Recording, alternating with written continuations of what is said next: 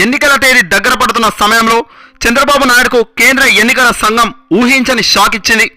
చంద్రబాబుకు అన్నీ తానై వ్యవహరిస్తున్న ఇంటెలిజెన్స్ చీఫ్ ఏబి వెంకటేశ్వరరావును హఠాత్తుగా బదిలీ చేసింది. ఇంటెలిజెన్స్ చీఫ్ బదిలీని చంద్రబాబు ఏమాత్రం ఊహించలేదు. చీఫ్తో పాటు 2 జిల్లాల ఎస్పీలను కూడా ఈసీ బదిలీ చేయడం అధికార పార్టీలో ప్రకంపనలు సృష్టిస్తుంది.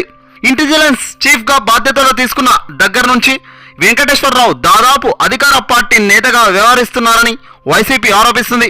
ఎమ్మెల్యేలు ఎంపీల పిటాయింపుల వ్యవహారంలో కానీ ప్రజాప్రతినిధుల వేధింపులో కానీ వెంకటేశ్వరరావుదే ప్రధాన పాత్రగా వైసీపీ మండిపడుతుంది.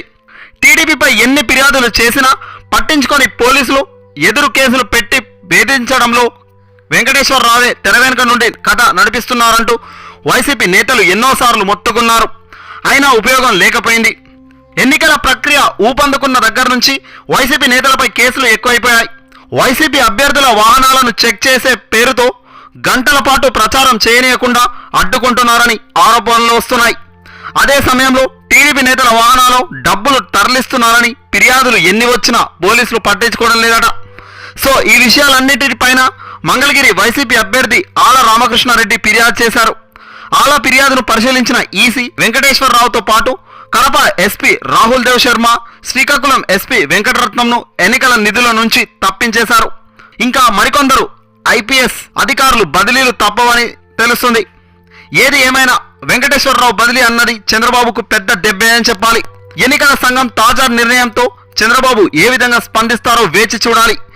బాబు విచ్చలవిడిగా తనకు నచ్చినట్టు రాజకీయాలు చేస్తూ ఉండటంతో వైసీపీ నేతలు ఇప్పుడు బ్రేకులు వేస్తున్నారు.